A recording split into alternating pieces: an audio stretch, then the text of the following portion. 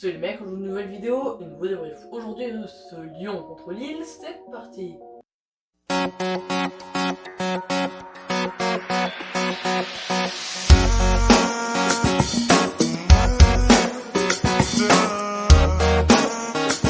Cette vidéo est sponsorisée par Retro Legend Club, c'est un site de vente de maillots toutes rétro comme son nom l'indique, c'est d'ailleurs eux qui m'ont envoyé ces deux maillots très beaux que j'ai derrière moi.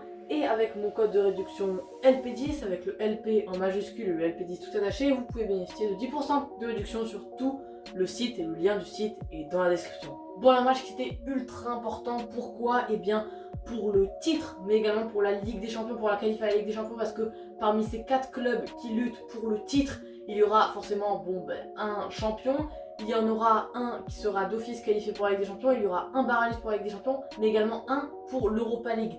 Et donc les matchs comme ça, entre les 4 des confrontations directes, c'est très important à la fois pour les titres, mais également pour la qualif à la Ligue des Champions. Et ça, les deux équipes l'ont bien compris après nous avoir livré un beau match. Mais avant que tout commence, on va déjà commencer par énumérer les compositions d'équipe de ce match. Déjà du côté de Lyon, on avait un 4-2-3 avec Anthony Lopez dans les buts, Léo Dubois en latéral droit, Melvin Bard en latéral gauche, Marcelo et Desiglio pour les deux défenseurs centraux, Thiago Mendes Cacré pour les 2-6, Tobé Kambi en milieu droit, Depay en milieu gauche, Paqueta en 10 et Islam Slimani en buteur. Du côté de Lille, on avait Mike Maignan dans les buts, Celik en latéral droit, Bradaric en latéral gauche, Botman et Fonte pour les deux défenseurs centraux, Ikoné en milieu droit, Sanchez en milieu gauche, Soumaré André pour les deux milieux centraux et David et Burak Yılmaz pour les deux buteurs. Maintenant, pour les enjeux du match, clairement c'était de gagner des deux équipes parce que déjà, si Lille s'imposait, ils pouvaient donc prendre un point d'avance sur le Paris Saint-Germain, ou plutôt garder un point d'avance.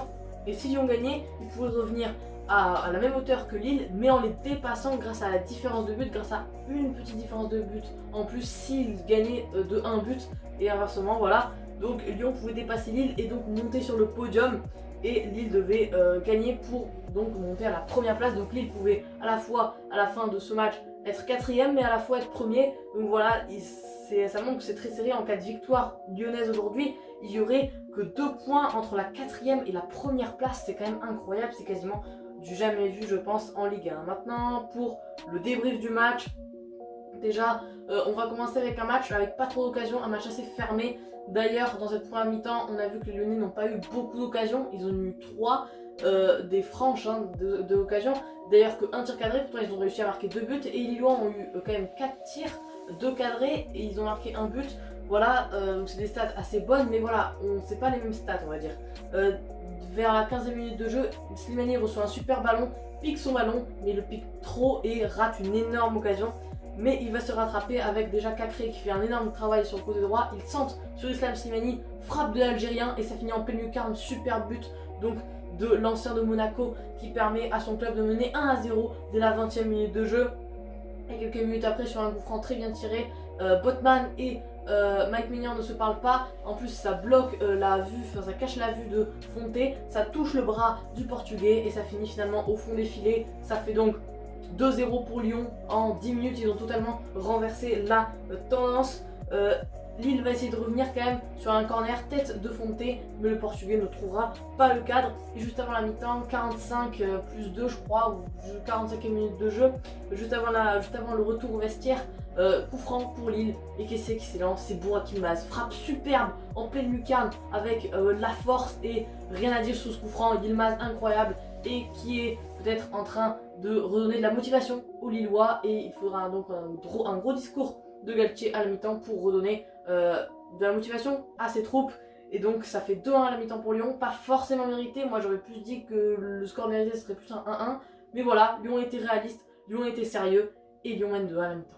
Et en début de seconde période, les amis, le match va devenir complètement fou puisque vers la 50e minute de jeu, Yılmaz trouve Jonathan David, frappe du Canadien et ça fait 2-2. La remontada lilloise grâce à un homme, Burak Yılmaz, incroyable sur ce match, qui est peut-être homme du match. Il a été vraiment beaucoup trop fort. Attendez les gars, je remets juste les maillots qui sont un peu décalés. Quelques minutes après, l'OL va essayer de remarquer, de reprendre l'avantage pour mettre un 3-2. Frappe de Thiago Mendes, ça sera finalement arrêté par le gardien lillois Mike Maignan, qui est sur le départ d'ailleurs du côté de l'Inter Milan.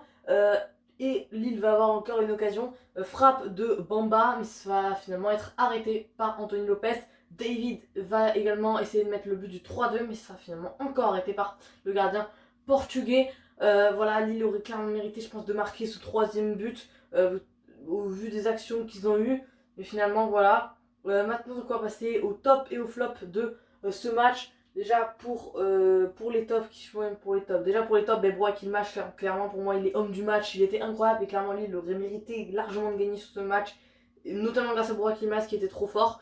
David également a bien aidé cette équipe lilloise. Qui je pourrais mettre d'autres, j'hésite. Soumaré a récupéré pas mal de ballons, j'ai trouvé pas mal également. Et du côté des flops, je m'attendais peut-être à un meilleur match de Toko Ekambi. Voilà, Toko Ekambi a pas été incroyable, je trouve. Et Depay aussi, peut-être qu'il aurait pu faire un plus de choses. Bref, c'est la fin de cette vidéo. J'espère que ça vous aura plu. Les gars, la seule chose que je viens de vous dire, c'est salut.